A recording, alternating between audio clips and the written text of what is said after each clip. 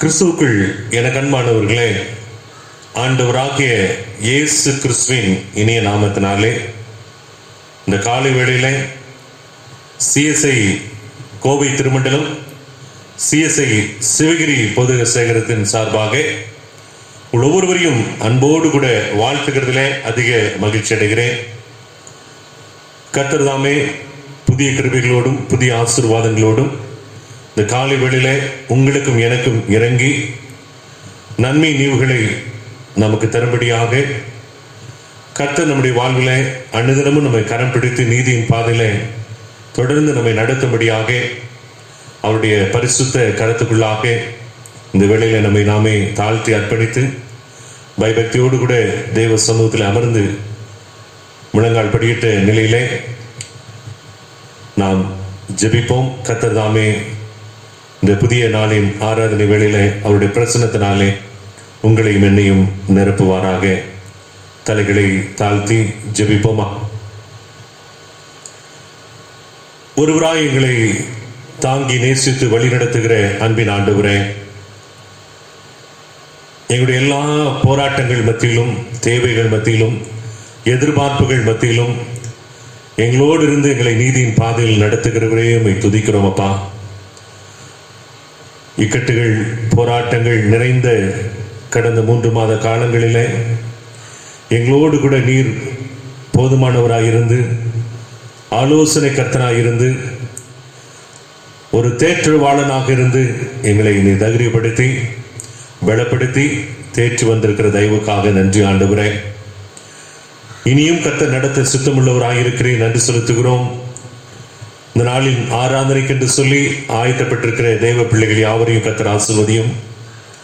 ஆண்டவரே, நாங்கள் இந்த நாளில் சிந்திக்கிற வேத வசனங்கள் எங்களுடைய வாழ்வுக்கு ஆதாரமாக, ஆண்டவரே எங்களுடைய வாழ்க்கைக்கு அது பிரயோஜனம் உள்ளதாக, ஆண்டவரே நாங்கள் அனுதினமும் உம்முடைய வேத வசனங்களுக்கு பயந்து நடுங்கின ஒரு சாட்சியின் பிள்ளைகளாய் காணப்படுவதற்கு எங்களை நீர் தகுதிப்படுத்தும்படியாக நாங்கள் ஜெபிக்கிறோம்.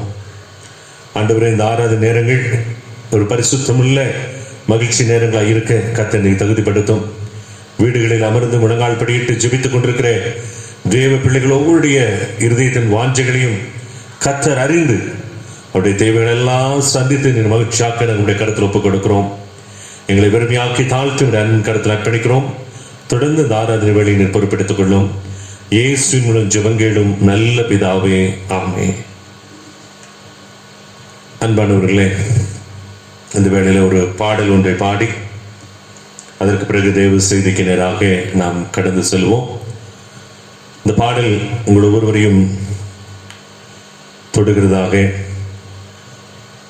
உங்கள் ஒவ்வொருவரையும் இந்த பாடல் தேற்றுகிறதாக அமையும் என்று சொல்லி நான் விசுவாசிக்கிறேன்.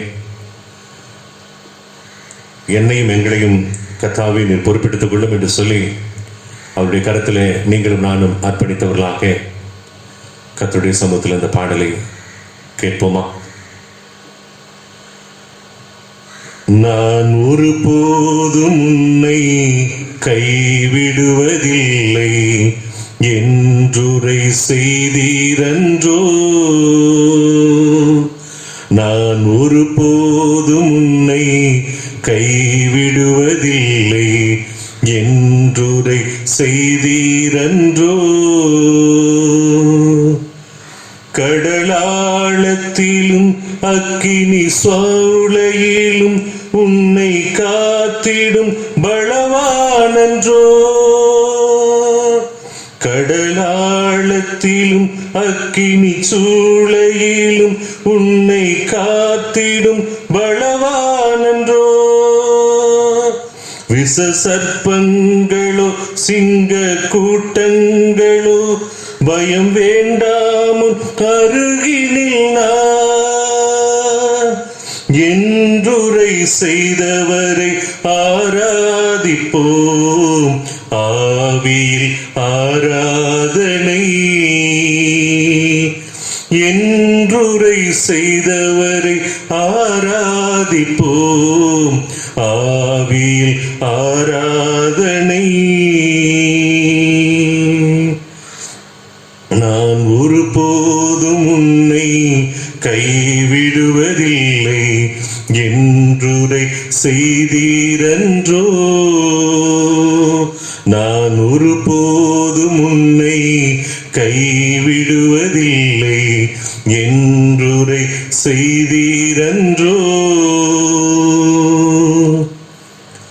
ஆறுதல் தர ஒரு வார்த்தை இல்லை, என்ன வந்தாலும் பயமே இல்லை.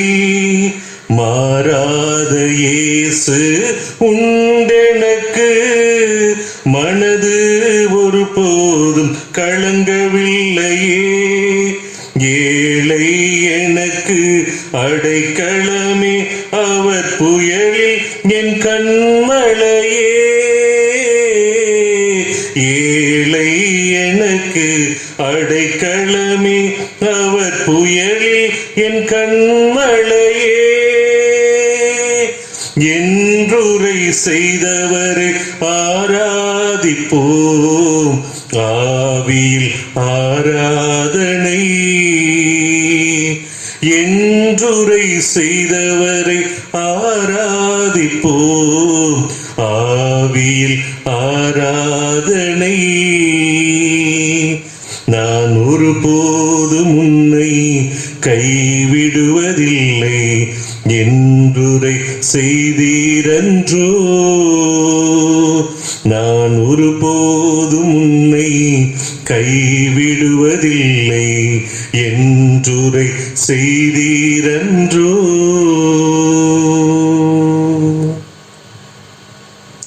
என் கண்மலையும் என் மீட்பருமாகிய கர்த்தாவே, என்னுடைய வாயின் வார்த்தைகளும்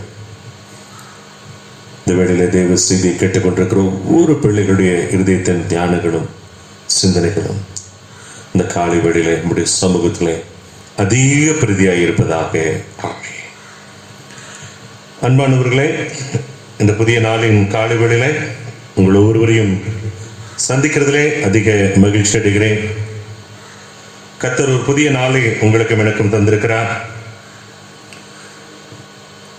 ஒருவேளை நெருக்கங்கள் அதிகமாக இருக்கக்கூடிய காலகட்டங்களிலே நீங்களும் நானும் இருந்து கொண்டிருந்தாலும்,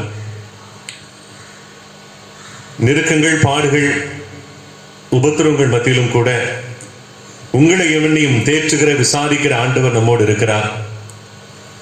அனிதனமும் உங்களோடு கூட என்னோடு கூட இடைப்பட்டு கொண்டிருக்கிற ஆண்டவர் நம்மோடு இருக்கிறார்.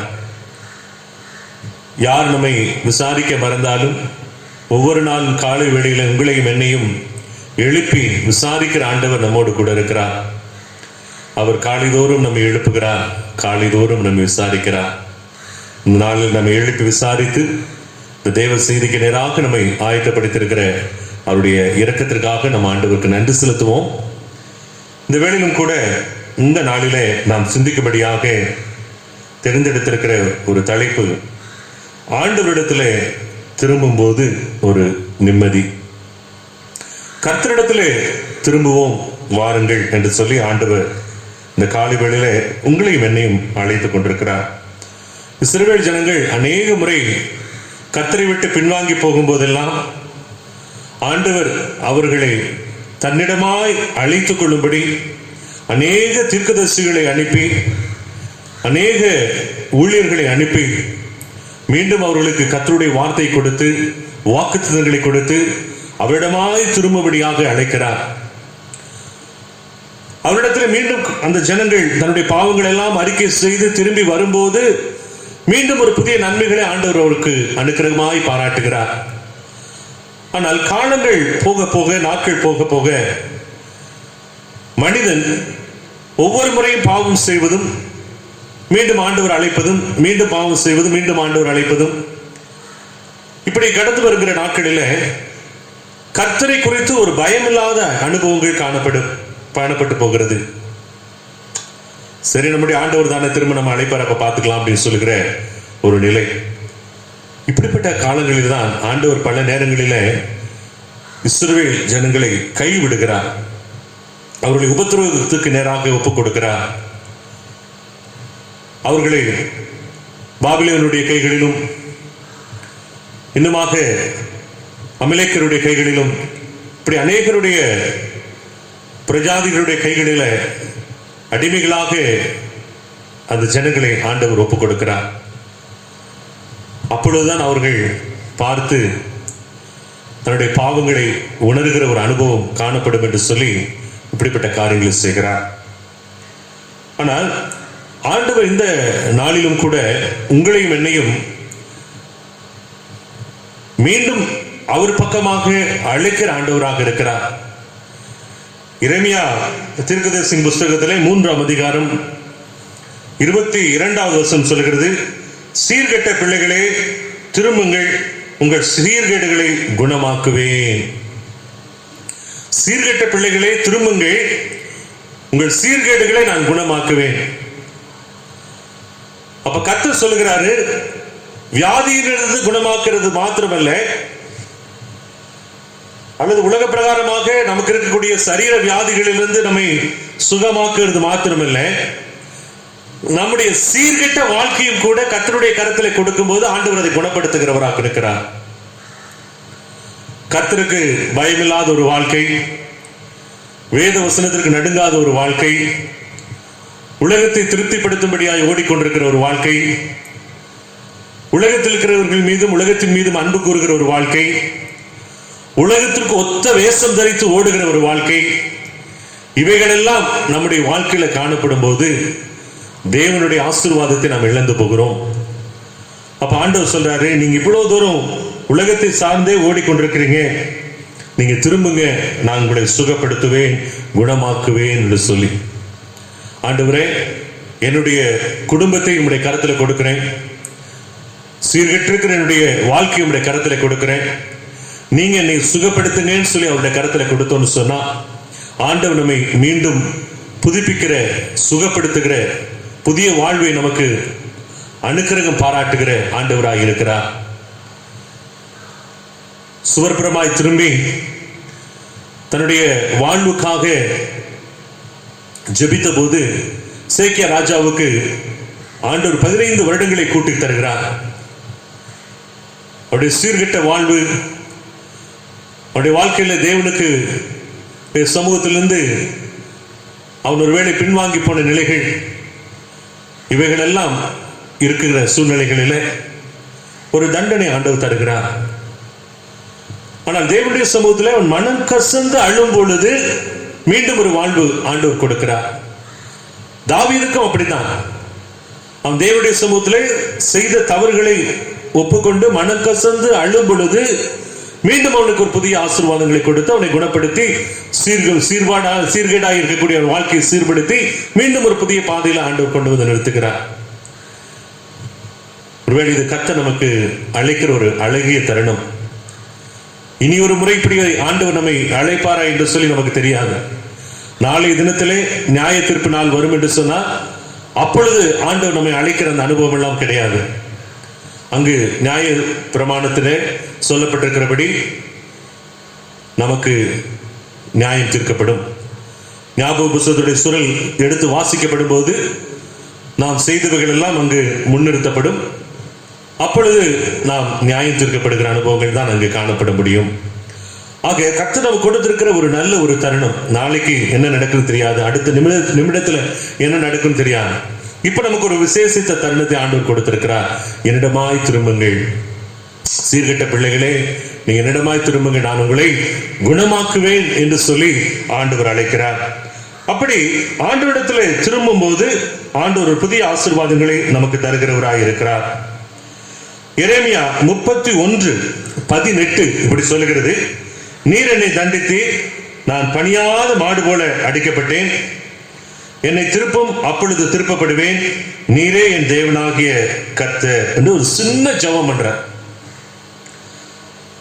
ஆண்டவரே, நீங்க என்னை திருப்புங்க, அப்ப நான் திருப்பப்பட்டுருவேன். நீங்க என்னை எப்படி வணைந்து கொள்ள சித்தம் வைத்திருக்கிற அதன்படி வணைந்து கொள்ளுங்க, அப்ப நான் திரும்பவுமாக என்னுடைய வாழ்க்கை ஆசீர்வதிக்கப்படும், நீரே என் தேவனாகிய கர்த்தர் என்று சொல்லி ஜெபம் பண்ணுகிறார். எரேமியாவுடைய ஜெபத்தை கேட்டு கர்த்தர் அவனுக்கு ஒரு ஆசீர்வாதங்களை கொடுக்கிறார். தீர்க்கதரிசியா இருக்கிறவருடைய வாழ்வில் புதிய நன்மைகளை ஆண்டவர் தருகிறார். இந்த சிறிய ஜெபங்கள் கூட அநேக நேரங்களில் பெரிய அசைவுகளை உண்டாக்கும். ஆனா நம்ம ஜெபிக்கிற ஜெபத்துல நம்முடைய பாவங்களை அறிக்கை செய்து ஜெபிக்கிற ஜெபத்தை தான் கர்த்தர் அதிகமாய் அங்கீகரிக்கிறார். தாவீது ஒரு தவறு செய்த போது அதை அறிக்கை செய்து ஜெபம் பண்ணுகிறான். நான் தேவனுடைய சமூகத்தை விட்டு பின்வாங்கும் போது, ஆண்டவரே உமக்கு விரோதமாக, உம்முடைய நியாயப்பிரமாணங்களுக்கு விரோதமாக, உம்முடைய வாக்குத்தத்தங்களுக்கு விரோதமாக நான் பின்வாங்கி இருக்கிறேன். என்னை நீ சுகமாக்குங்க, சீர்கேடான என்னோட வாழ்க்கையை சீர்படுத்துங்க என்று சொல்லி ஆண்டவரிடத்திலே, ஆண்டவரே உம்மிடமா என்னை திருப்பிக் கொள்ளும் என்று சொல்லி ஒப்புக் கொடுக்கும் போது கர்த்தர் நம்மை திரும்பவுமாக சீர்படுத்துகிறவராய் இருக்கிறார். இங்க அதுதான் ஒரு சின்ன ஜெபம் ஒரு பெரிய காரியங்களை செய்கிற அனுபவத்தை நாம் பார்க்க முடிகிறது. கப்பலில் இருக்கக்கூடிய அந்த சின்ன சுக்கானானது அந்த முழு கப்பலையும் அப்படியே திருப்புகிறதுக்கு அது உதவியாக இருக்கிறது. அது சின்ன ஒரு பொருள் தான். ஆனா அந்த கப்பல் எந்த டைரக்ஷன்ல திரும்ப வேண்டுமோ அதை திருப்புகிறதுக்கு அது பயன்படுகிறது. அப்ப நம்முடைய வாழ்க்கையில கர்த்தரிடத்திலே நாம் திரும்ப வேண்டும் என்று சொன்னால் இந்த ஜெபம் என்று சொல்லுகிறது சுக்கானானது நமக்கு பயன்படுத்துகிறதுக்கு ஆண்டவர் அதிகமாக விரும்புகிறார். அதை நம்ம செயல்படுத்தும் போதுதான் அதிலிருந்து ஒரு பெரிய ஆசீர்வாதங்கள், பெரிய நன்மைகள் கர்த்தரிடமாய் நாம் நோக்கி பார்த்து அவரிடத்துல போகிற ஒரு அனுபவங்கள், இவைகள் எல்லாம் நீங்களும் நானும் பெற்றுக்கொள்ள முடியும். எரேமியா 13:23 சொல்லுகிறது, எத்தியோப்பியன் தன் தோளையும் சிவிங்கி தன்னுடைய புள்ளியையும் மாற்றக்கூடுமானால் தீமை செய்ய பழகின நீங்களும் நன்மை செய்யக்கூடும் என்று சொல்லுகிறார். எத்தியோப்பியன் தன்னுடைய தோளையும் சிவிங்கி தன்னுடைய புள்ளியையும் மாற்றக்கூடுமானால் தீமை செய்கிற பழகில நீங்களும் நன்மை செய்ய பழக முடியும். ஏன்னா அவ்வளவு தூரம் தீமை செய்து தீமையான ஒரு பழக்கத்துல ஊறி போயிட்டோன்னு சொன்னா அதிலிருந்து திரும்புகிறது என்பதெல்லாம் சாதாரண ஒரு காரியம் அல்ல. அது அப்படியே பழகி போகும். நாள்பட அதுவே நமக்கு பிடித்தமான ஒரு காரியமாக அது மாறிவிடும். இன்னைக்கு அநேகர் சொல்லுகிறார்கள், ஐயா வீட்டில இருந்து ஜெபம் பண்றது கூட நல்லா தான் இருக்குது, ஆராதனை இல்லைங்கிறது ஒரு பெரிய ஆரம்பத்தில் ஒரு குறையா தெரிஞ்சது, திருச்சபை திறக்கப்படலைங்கிறது ஒரு பெரிய குறையா தெரிஞ்சது, இப்ப அப்படி ஒன்றும் பெருசா எங்களுக்கு அது தெரியல அப்படின்னு சொல்லுகிற அனுபவங்கள் இன்றைக்கு மாறி வருகிறது. இதுதான் அங்கு வேதம் நமக்கு சொல்லுகிறது. எத்தியோப்பியன் தன் தோளையும் சிவிங்கி தன் புள்ளியையும் மாற்றக்கூடுமானால் தீமை செய்ய பழகின நீங்களும் நன்மை செய்யக்கூடும். அப்ப ஆண்டவர்கிட்ட சொல்லணும், ஆண்டவரே ஒரு தீமையான காரியங்களே எனக்கு பழக்கமா இருக்கிறது, வேத வாசிக்கிறனுடைய காரியங்கள் எனக்கு பழக்கமா இல்லை, ஆனால் அதிகாலை எழுந்திரிச்சு ஜெபிக்கிறது எனக்கு ஒரு பழக்கமா இல்லை, உண்மை ஆராதனை செய்கிறதுல ஒரு பழக்கம் இல்லை, தேவ சமூகத்துல ஆலயத்தில் அமர்ந்து ஆண்டவரே உம்மை மகிமைப்படுத்த வேண்டும் என்று சொல்லுகிற அந்த வாஞ்சையில் அந்த பழக்கம் எனக்கு இல்லாது போகிறது.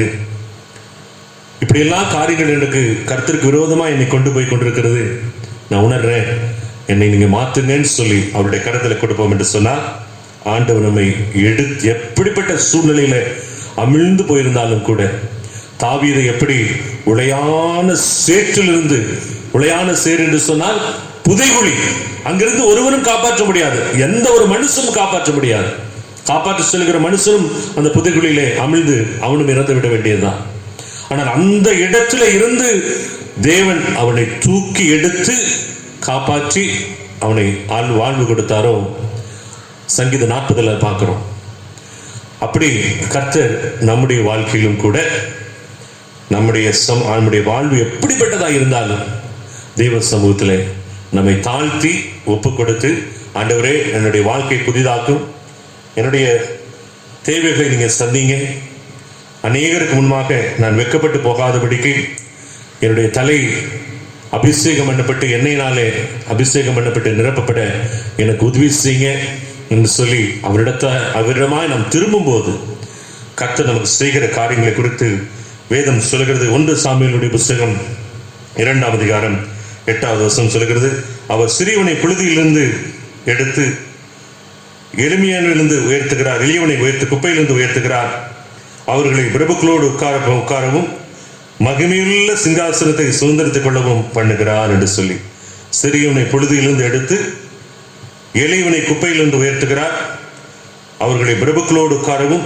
மகிமையான சிங்காசனத்தை சுதந்திரித்துக் கொள்ளவும் பண்ணுகிறார். இது யாரால செய்ய முடியும்? கர்த்தர் ஒருவரால் மாத்திரம்தான் செய்ய முடியும். எளிமையா இருக்கிற நம்முடைய வாழ்க்கையை, வீழ்ந்து போயிருக்கிற நம்முடைய வாழ்க்கையை தூக்கி நிறுத்துகிறது கர்த்தரால முடியும்.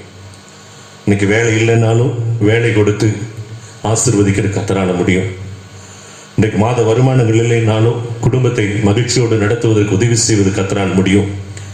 இன்னைக்கு ஒரு வீடு கட்டுவதற்கு எந்த ஒரு முகாந்திரம் இல்லை என்று சொன்னாலும் அந்த வீடுகளை கட்டி எழுப்புவதற்கு கிருபை செய்வதற்கு கர்த்தராலே கூடும். கர்த்தரால் கூடாத காரியம் ஒன்றுமில்லை, தேவனால் கூடாத காரியம் ஒன்றுமில்லை என்று சொல்லி வேதம் சொல்கிறது. அவர் சிறியவனையும் எளிமையானவனையும் கண்ணோக்கி பார்க்கிற தேவன். வேதம் சொல்கிறது, மனுஷனும் முகத்தை பார்க்கிறார், தேவனோ உள்ளந்திரிகளை ஆராய்ந்து பார்க்கிறார். நம்முடைய உடைக்கப்பட்ட உள்ளம் தேவன் விரும்புகிற காரியமாக இருக்கிறது. யோபுனுடைய உடைக்கப்பட்ட உள்ளத்தை கர்த்தர் பார்த்தார். கர்த்தரிடத்திலே கடைசி வரைக்கும் விசுவாசத்தை விடாத அவனுடைய நம்பிக்கையை கர்த்தர் பார்த்தார்.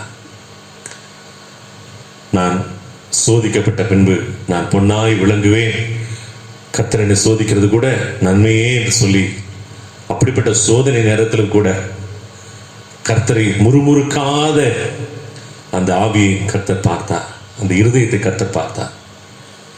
இன்றைக்கு சோதனை காலங்களில் தேவனுக்கு விரோதமாக முறுமுறுக்கிறவர்களாக, எரிச்சலானவர்களாக, உலகத்தில் இருக்கக்கூடிய மற்றவர்கள் மீது எரிச்சல் கொண்டவர்களாக நம்முடைய வாழ்க்கை இருக்கும் என்று சொன்னார். தேவன் அந்த இருதயத்தை பார்த்து நமக்கு ஆசீர்வாதத்தை அருளுகிற தேவன், இந்த இருதயத்தை பார்த்து நமக்கு நன்மையை கட்டளையிட்டுகிற ஆண்டவர், அந்த இருதயத்தில் நெருக்கமாக இருக்கக்கூடிய இருதயமாக இருக்கும் என்று சொன்னார். ஆண்டவருடைய ஆசீர்வாதத்தை பெற்றுக்கொள்ள முடியாது. நம்முடைய இருதயம் பரிசுத்தமாக்கப்பட வேண்டும் என்று சொல்லி கர்த்தர் விரும்புகிறார். அவருடைய வெளியேறப்பட்ட ரத்தத்தினாலே கழுவப்பட வேண்டும் என்று சொல்லி கர்த்தர் விரும்புகிறார். அப்படி கழுவப்பட்ட இருதயமாக நம்முடைய இருதயம் இருக்கும் என்று சொன்னால் நிச்சயம் அவருடைய சமூகத்தில் நாம் மகிழ்ச்சியின் ஆசீர்வாதங்களை நாம் பெற்றுக்கொள்ள முடியும். மோசேயுடைய வாழ்க்கையில தேவ ஜனங்களுக்கு அநேக நன்மைகளை பெற்றுக் கொடுத்த ஒரு மனிதன், தேவனை முச்செடிகள் மூலமாக தரிசித்த ஒரு மனுஷன், தேவனை உடைய சமூகத்தில் மகிழ்ந்திருந்த ஒரு மனிதன். ஆனாலும் தேவனுடைய வார்த்தைகளுக்கு கண்மலையை பார்த்து பேசு என்று சொல்லும்போது கண்மலை அடித்தது நிமித்தமாக தேவ வார்த்தைகளை தெளிவாக கேட்டு கர்த்தர் சொல்லுகிற வார்த்தையின்படி செய்யாத ஒரு மனிதனாய் காணப்பட்டதனால அவனுக்கு கானானுக்குள் பிரவேசிக்கிற அபிஷேகத்தை இழந்து போனான். அவனுக்கு சுதந்திரிக்கக்கூடிய தேசத்தை சுதந்திரிக்க முடியாதபடி பிரவேசிக்கிறதில்லை. நீ உன்னுடைய நீதி நிமித்தமும் உன் இருதயத்தினுடைய உத்தமத்து நிமித்தமும் நீ அதில் பிரவேசிப்பதில்லை என்று சொல்லி ஆண்டவர் சொல்லுகிறார். உபாகம் 9ஆம் அதிகாரம் 4-7 வரை இருக்கிற வசனங்களை நீங்கள் பார்ப்பீர்கள் என்று சொன்னால், நீங்கள் வனாங்கா கடத்துள்ள ஜனம், வனாந்தரத்திலும் தேவனாக கர்த்தருக்கு கடுங்கோபம் உண்டாக்கினீர்கள் என்று சொல்லி அங்கே நினைப்பூட்டுகிற அந்த அனுபவத்தை நாம் பார்க்க முடிகிறது. ஒருவேளை நீங்களும் நானும் கூட தேவ சமூகத்தில் நம்ம சொல்லலாம், நான் தேவனையே பார்த்துருக்கிறேயா, சாதாரண ஆள் கிடையாது, தேவனோடு பேசின ஒரு மனுஷன், எனக்கு இல்லாத ஆசீர்வாதமா அப்படின்னு சொல்லி கூட நாம் யோசிக்கலாம். தேவனை பார்த்திருக்கலாம், தேவனையோடு பேசியிருக்கலாம், தேவன் நம்மை தொட்டு சுகப்படுத்தப்பட்ட ஒரு தேவ மனுஷனாய் கூட நாம் இருக்கலாம். ஆனால் தொடர்ந்து தேவனுடைய வார்த்தைகளுக்கு முடிவு பரியந்தம் நிலைத்திருக்கிற மனுஷனை ஆசீர்வதிக்கப்படுவான் என்று சொன்னது போல கடைசி வரைக்கும் அந்த வார்த்தைகளிலே, அந்த வாக்குத்தத்தங்களிலே, கற்பனைகளிலே உண்மையாய் ஓடும் போதுதான் அந்த ஆசீர்வாதத்தை பெற்றுக்கொள்ள முடியும். மோசே அவ்வளவு பெரிய ஜனங்களை வழிநடத்தி சென்ற ஒரு மாபெரிய தலைவன். கர்த்தர் அவ்வளவு மகிமையாய் அவனை வைத்திருந்தார். ஆனாலும் கூட இந்த வார்த்தைகளுக்கு கீழ்ப்படியாதனால தேவனிடத்துல திரும்ப முடியாத ஒரு காரியம், தேவ சமூகத்துக்கு நேராக கடந்து வர முடியாத ஒரு காரியம். ஒருவேளை இன்றைக்கு நீங்களும் நானும் கூட இந்த நிலைகளிலே கர்த்தருடைய சமூகத்தில் யோசித்து பார்க்க அழைக்கப்படுகிறோம். ஆனால் கடைசியாக அவன் மனம் கசந்து மோசே அழுகிறான். நான் எவ்வளோ பெரிய பாவத்தை செய்துட்டேன், தேவனோடு கூட இருந்து தேவனோடைய ஆசீர்வாதங்களை பெற்றுக்கொண்டிருந்த மனுஷனாக இருந்தாலும் கூட தேவனுடைய சமூகத்தில் எவ்வளோ ஒரு காரியங்களை செய்துட்டேன்னு சொல்லி கடைசி நேரங்களில் திறப்பில் நிற்கிற ஒரு மனுஷனாய் காணப்பட்டான். அவன் சொல்லுகிறான், ஆண்டவரே, ஜீவ புஸ்தகத்திலிருந்து என்னுடைய பெயரை கிறுக்கி போட்டாலும் நீங்க கொண்டு செல்வேன்னு சொன்ன இந்த ஜனங்களை கானானுக்கு நேராக, அபிஷேகம் பண்ணப்பட்ட தேசத்துக்கு நேராக, உமக்கு நேராக நீங்க அவங்க கொண்டு போய் சேர்த்துருங்கன்னு சொல்லி ஜெபிக்கிறான். அந்த ஜெபம் மோசேனுடைய வாழ்க்கையில ஒரு திருப்பு முனையாக அமைகிறது. அவருடைய வாழ்க்கை மீண்டும் கர்த்தரிடத்திலே சீர்படுத்தப்படுவதற்கு ஒரு ஆசீர்வாதமாய் அமைகிறது. மீண்டும் கர்த்தரோடு ஒப்புரவாக்குறதுக்கு ஒரு வாக்குத்தத்தமாய் அமைகிறது. ஆனாலும் தேவ சமூகத்தில் அவன் கானானுக்குள் பிரவேசிக்க முடியாத ஒரு நிலைதான் கடைசி வரைக்கும் வந்தது. ஒருவேளை இன்றைக்கு நீங்களும் நானும் கூட கர்த்தர் நம்முடைய இருதயங்களை பார்க்கிற தேவன். இனியும் நம்முடைய இருதயங்களை, நம்முடைய கழுத்தை நாம் கடினப்படுத்திக் கொண்டே இருப்போம் என்று சொன்னார் தேவ சமூக ஆசீர்வாதத்தை நீங்களும் நானும் இழந்து போனவர்களாக இருப்போம். அந்த நிலைகள் இல்லாதபடி பரிசுத்தமாக்கப்பட கர்த்தர் நம்மை அழைத்துக் கொண்டிருக்கிறார். எரேமியா 31:17 சொல்லுகிறது, முடிவை பற்றி உனக்கு நம்பிக்கை உண்டு. நம்முடைய வாழ்க்கையில நம்முடைய முடிவை குறித்து ஆண்டவர் எனக்கு என்ன செய்ய போகிறார், என்ன காரியங்கள் செய்வார் என்று சொல்லுகிறதை குறித்து ஒரு நிச்சயமான ஒரு நம்பிக்கை நம்முடைய வாழ்க்கையில் இருக்கும். ஆண்டவர் நிச்சயம் என்னை நன்மைக்கு எதுவாய் நடத்துவார், என்னுடைய வாழ்க்கையை ஆண்டவருடைய கருத்தில் கொடுத்துடுறேன், அவர் என்னை நன்மையாய் சீர்படுத்துவார் என்று சொல்லி யோபுவை போல நான் கர்த்தருடைய கருத்தில் கொடுத்துட்றேன். அவர் என்னை புடமிட்ட பின்பு சோதித்த பின்பு நான் பொன்னாய் விளங்குவேன் என்று சொல்லுகிற ஒரு நம்பிக்கை அவருடைய வாழ்க்கையில் ஒரு பெரிய மாற்றம். அந்த நம்பிக்கை தான் நம்முடைய வாழ்க்கையில் ஒரு பெரிய ஆசீர்வாதங்களை கொண்டு வருகிறது. இயேசு கிறிஸ்துவனுடைய ரத்தம் சகல பாவங்களை நீக்கி உங்களை சுகமாக்கும். அந்த ரத்தம் என்னுடைய சரீரத்துக்குள்ளே வந்து எனக்கு ஒரு புதிய விடுதலை கொடுத்து அவருக்கு நேராக என்னை திருப்பி கொள்ளட்டும் சொல்லி ஒப்பு கொடுக்கும்போது கர்த்தர் மீண்டும் ஒரு புதிய வாழ்க்கையை உருவாக்குவதற்கு அவர் சித்தமுள்ளவராய் இருக்கிறார். ஆண்டவர் சொல்லுகிறார், திரும்பி வாருங்கள் என்று சொல்லி அழைக்கிற தேவனாய் காணப்படுகிறார். சங்கீதங்களின் புஸ்தகத்திலே 90 சங்கீதம் 7-11 வரை இருக்கிற வசனங்களை நாம் பார்ப்போம் என்று சொன்னார். குறிப்பாக சங்கீதம் 90:14 நாம் பார்ப்போம் என்று சொன்னார். கர்த்தாவே திரும்பி வாரும், எதுவரைக்கும் கோபமாயிருப்பீர், உமது அடியாருக்கு ஆக பரிதபியும் என்று சொல்லி சங்கீதக்காரன் ஜெபிக்கிறார். ஆண்டவர் எதுவரைக்கும் மேல கோபமா இருக்கீங்க, திரும்பவும் எனக்கு திரும்புங்க, உங்களுடைய முகத்தை காட்டுங்க, நான் உம்மிடத்துல வரும்படி எனக்கு அனுக்கிரகம் செய்யுங்கன்னு சொல்லி ஜெபிக்கும் போது நம் நிச்சயமாக ஆண்டவர் நம்மோடு கூட இருந்து நம்மை நடத்துகிற அவர் தேவனாய் அவர் காணப்படுகிறார். ஒருவேளை ஆண்டவர் நம்மை அடிக்கிறதுக்கு ஒப்பு கொடுக்கும். ரேவியா சொல்றாரு, நான் மாடு போல அடிக்கப்பட்டேன், அது அடிக்கப்பட்டது நல்லது, அப்படி அடிக்கப்பட்டதுனாலதான் உம்மிடத்துல திரும்ப முடிச்சது. அப்ப ஆண்டவர் நம்மை தண்டிக்கும் போது, நம்மை சீர்படுத்தும் போது, சீர்கட்ட பிள்ளைகளே இடத்துல திரும்புங்கள் என்று சொல்லி ஆண்டவர் அழைக்கிறார் என்று சொன்னால், ஒரு தகப்பன் தன்னுடைய பிள்ளையை அடிக்கிறது எந்த விதத்திலும் கெடுதலினுடைய காரியத்துக்கு அல்ல, நன்மையினுடைய காரியத்திற்கு. ஆகவே தகப்பன் நம்மை அடிச்சாதான் அந்த பிள்ளை ஒரு ஆசீர்வாதமா வளர முடியும். வேதம் சொல்லுகிறது, பிரம்பை கையாளாத மனுஷன், தன்னுடைய மகனை பிரம்பினாலே தண்டிக்காத ஒரு மனுஷன் அவன் சபிக்கப்பட்டவன். ஒருவேளை பிரம்ப நம்ம கையாளலின்னு சொன்னா நம்ம ஆசீர்வாதமா இருக்க முடியாது. ஒருவேளை இந்த நாட்களிலும் கூட ஆண்டவர் நம்முடைய பரம தகப்பன், அவர் நம்ம அடிக்கும்படி, அவர் நம்மை சீர்படுத்தும்படி, அவர் நம்மை நீதியின் பாதையில நடத்தும்படி நாம் ஒப்பு கொடுக்கும் போது ஆண்டவர் நம்மை நன்மைக்கு எதுவாய் நடத்துவதற்கு அவர் சுத்தமுள்ளவராய் இருக்கிறார். அதே போல சங்கீதம் 90:14 சொல்லுகிறது, நாங்கள் எங்கள் வாழ்நாள் எல்லாம் கலிகூர்ந்து மகிழும்படி காலையில் உமது கிருபையினாலே எங்களை நீர் திருப்தியாக்கும். அப்ப வாழ்நாள் முழுசு கர்த்தரிடத்துல திரும்பணும்னு சொன்னா நமக்கு எப்படி ஆசீர்வாதம்னா, வாழ்நாள் முழுதும் திருப்தியா இருக்கிற ஒரு ஆசீர்வாதம். நாங்கள் எங்கள் வாழ்நாள் முழுதும் கலிகூர்ந்திருக்கும்படி காலையில் எங்களுடைய கிருபையினாலே திருப்தியாக்கும். சங்கீதக்காரன் ஜெபிக்கிறார். ஒருவேளை இன்றைக்கு நீங்களும் நானும் கூட ஆண்டவர் நமக்கு அளிக்கிற அந்த கிருபை நமக்கு இருக்கும்போது தான் நாம் சீர்படுத்தின பிள்ளைகளாக, சீர்பொருந்தின பிள்ளைகளாக இருந்து ஆசீர்வாதத்தை பெற்றுக்கொள்ள முடியும். எரேமியா 31:12-14 சொல்கிறது, என் ஜனங்கள் நான் அளிக்கும் நன்மையினால் திருப்தி ஆவார்கள். அப்ப ஆண்டவர் நமக்கு கொடுக்கிற அந்த நன்மை தான் நமக்கு திருப்தி ஆக்க முடியும். ஆண்டவர் நமக்கு கொடுக்கிற அந்த ஆசீர்வாதங்கள் தான் நம்மை திருப்தி ஆக்க முடியும். அப்ப ஆண்டவரே, நீர் எனக்கு உம்முடைய நன்மை நீவுகளை கொடுத்து என்னை திருப்தி ஆக்குங்க. நீங்க எனக்கு அந்த வேலையை கொடுத்தா தான் ஆசீர்வாதம். மாம்சத்தில் நான் பெற்றுக் கொடுக்கிறது ஆசீர்வாதம் அல்ல. நீங்க எனக்கு அந்த பொருள் வாங்கி கொடுத்தாதான் ஆசீர்வாதம், மாம்சத்துல நான் வாங்குறது ஆசீர்வாதம் அல்ல. இந்த வீடு நீங்க எனக்கு ஆவியில கொடுத்தா, எனக்கு அபிஷேகத்தை தந்து இதை எனக்கு கிருபியாய் கொடுத்தாதான் ஆசீர்வாதம். நான் என்னுடைய மாம்ச பலத்துல பெற்றுக்கொண்டேன்னு அது ஆசீர்வாதம் இல்லை. இப்படிங்கிறது உணர்ந்து கொள்ளுகிற ஒரு அனுபவம் நமக்கு காணப்பட வேண்டும். அது இருக்கும்போது தேவன் நம்மை நன்மைக்கும் ஆசீர்வாதங்களுக்கு எதுவாக அவர் நடத்துகிற தேவனாய் இருக்கிறார்.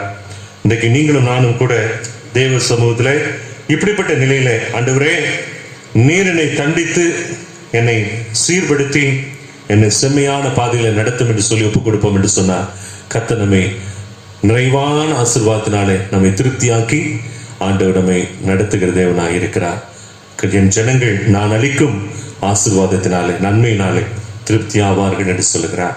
இன்றைக்கு நம்ம என்ன காரியத்துக்கு எதிர்பார்த்திருக்கிறோமோ அதில் கர்த்தர் ஒரு திருப்தியை கொடுப்பதற்கு அவர் சுத்தமுள்ளவராக இருக்கிறார். ஆனால் ஆண்டவர் நம்மை அடிப்பதற்கு ஒப்புக் கொடுக்கிற ஜனங்களாக நீங்களும் நானும் காணப்பட வேண்டும்.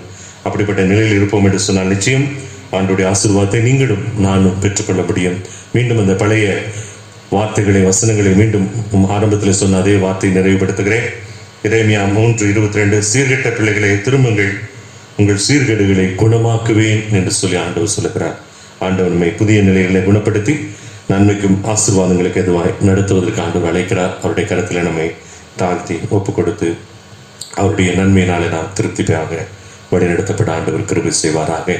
தலைகளை தாழ்த்தி நாம் ஜெபிப்போமா? இரக்கத்திலும் அன்பிலும் மாறாத நல்ல தகப்பனே, ஆசீர்வதிக்கப்பட்ட நல்ல நாளுக்காக நன்றி ஆண்டவரே. சத்தியத்தை கேட்கிற நாங்கள் கேட்டு அப்படியே விட்டு பறந்து போனவர்களா இல்லை. சத்தியத்தின்படி வாழ எங்களுக்கு உதவி செய்யுங்க. இந்த வாக்கு தத்தங்களுக்கு கீழ்ப்படி எங்களுக்கு உதவி செய்யுங்க. இந்த வசனங்களுக்கு நடுங்க எங்களுக்கு உதவி செய்யுங்க ஆண்டவரே. உம்முடைய வார்த்தை எங்களை பரிசுத்தமாக்கும்படி உதவி செய்யுங்க அப்பா. இந்த நாளிலும் கூட இந்த தெய்வ செய்தியை கேட்டுக்கொண்டிருக்கிற ஒவ்வொரு பிள்ளைகளுக்காக நன்றி செலுத்துகிறோம் ஆண்டவரை. கேட்கிற எல்லாருடைய வாழ்விலும் ஒரு புதிய அபிஷேகம் காணப்படட்டும் ஆண்டவரே. நாங்கள் ஒவ்வொருவருமே உமக்கு முன்பாக பயபக்தியோடு கூட அமர்ந்து ஆண்டவரே, நீர் எங்களுடைய சீர்கேடான வாழ்க்கையை சீர்படுத்தி எங்களை நன்மை புரிந்தவர்களாய் மாற்றி ஆண்டவரை எங்களை சுகப்படுத்துங்க, குணப்படுத்துங்கன்னு சொல்லி ஆண்டவரே நாங்கள் ஒப்புக் கொடுக்க எங்களுக்கு நீர் பலன் நாங்கள் ஜெபிக்கிறோம். அப்படிப்பட்ட காரியங்களை எங்களுக்கு செய்ய எங்களோட இருதயத்தில் தேவன் பேசும்படி நாங்கள் ஜெபிக்கிறோம். இந்த நாளிலும் கூட எங்களுடைய பிரதம பேராயருக்காக, எங்களுடைய பேராயருக்காக, மற்ற ஆயர்களுக்காக, மிஷனரிமார்களுக்காக நன்றி செலுத்தி நாங்கள் ஜெபிக்கிறோம். யாவரையும் ஆசீர்வதிங்க. இப்பொழுதும் கூட ஆண்டவரே, எங்களுடைய தமிழ்நாட்டுடைய ஆண்டவரே அரசாங்கத்தினுடைய இருந்து கவர்மெண்ட்ல இருந்து ஆண்டவரே சிறிய தேவாலயங்கள் திறக்கலாம் என்று சொல்லி, கிராமப்புற தேவாலயங்கள் திறக்கலாம் என்று சொல்லி அனுமதி வழங்கப்பட்டிருக்கிறதுக்காக நன்றி. சீக்கிரமாக ஆண்டவரே பேரூராட்சிகள் ஆண்டவரே இன்னுமாக நகர்ப்புறங்கள் இவைகளில் இருக்கக்கூடிய ஆலயங்களும் திறக்கப்படுவதற்கு கர்த்தர் உதவி செய்யும்படி நாங்கள் ஜெபிக்கிறோம் ஆண்டவரே. நாங்கள் ஒரு கூட்ட ஜனங்களாக சகோதர சகோதரிகளாக இணைந்து ஆண்டவரை நாங்கள் ஆராதனை செய்வதற்கு ஆண்டவரை கர்த்தர் அடைக்கப்பட்டிருக்கிற தேவாலயத்தின் கதவுகள் எல்லாம் முழுமையாய் திறக்கப்படுவதற்கு தேவன் உதவி செய்யும்படி நாங்கள் ஜெபிக்கிறோம். கர்த்தர் அப்படி செய்ய போற கிருபைக்காக நன்றி ஆண்டவரே. இன்னுமாக எங்களுடைய ஆண்டு தேவ ஊழியத்தை செய்கிற ஒவ்வொரு பிள்ளைகளுக்காகவும் நாங்கள் ஜெபிக்கிறோம். யாவரையும் கர்த்தர் ஆசீர்வதிங்க. விசேஷமாய் கூட தகப்பனே ஆண்டவரை வேலை வாய்ப்புகள், திருமண காரியங்கள், பிள்ளை பெற்றுடைய காரியங்கள், பண தேவையுடைய காரியங்கள், குடும்பத்துடைய தனிப்பட்ட தேவையுடைய காரியங்கள் இவைகள் மத்தியில ஜெபித்துக் கொண்டிருக்கிற எல்லா மக்களுக்காகவும் ஜெபிக்கிறோம். யாவரையும் கர்த்தர் ஆசீர்வதிங்க ஆண்டவரே. நீர் ஆண்டவரே எங்களை தண்டித்து குணமாக்குவதற்கு நாங்கள் எங்களை ஒப்புக் கொடுக்கிறதுக்கு எங்களுக்கு அனுக்கிரக பாராட்டுங்க அப்பா. நாங்கள் உம்முடைய கரத்துல உடைய பிள்ளைகளாக இருக்கிறோம், உடைய கரத்தின் கிரியைகளாக இருக்கிறோம் என்பதை உணர்ந்தவர்களாக இயேசு கிறிஸ்துவே ஆண்டவரே பரமபிதாவே எங்களை நீர் கண்ணோக்குங்க, எங்களை நீர் சுகப்படுத்துங்கன்னு சொல்லி ஆண்டவரே உம்முடைய வெளியேறப்பட்ட ரத்தம் எங்களை பரிசுத்தமாக்கட்டும் என்று சொல்லி ஆண்டவரே இங்க எப்பொழுதும் உமக்கு முன்பாக நாங்கள் பயபக்தியோடு கூட ஒப்பு கொடுக்க எங்களுக்கு நீர் அனுக்கிரகம் செய்தபடி ஜெபிக்கிறோம். நீர் அப்படி செய்ய போற கிருபைக்காக நன்றி. மீதியான வேலை உடைய கருத்தில் ஒப்பு கொடுக்கிறோம். பலப்படுத்தும், ஆசீர்வதியும், வழி நடத்தும். இயேசு மூலம் ஜெபங்களும் நல்ல பிதாவே, ஆமென். ஆத்துமாவே கர்த்தரை ஸ்தோத்திரி, என் முழுமே பரிசுநாமத்தை ஸ்தோத்திரி. என் ஆத்துமாவே கர்த்தரை ஸ்தோத்திரி, அவர் செய்த சகல உபகாரங்களையும் மறவாதே. ஆமென். நம்முடைய ஆண்டவராகிய இயேசு கிறிஸ்துவின் கிருபையும் பிதாவாகிய தேவனுடைய அன்பும் பரிசுத்த ஆவியின் ஐக்கிய வழி நடத்தலும் நம் அனைவரோடும் இன்றும் என்றும் சதா காலங்களிலும் தங்கி தரித்திருப்பதாக. ஆமென். ஆமென்.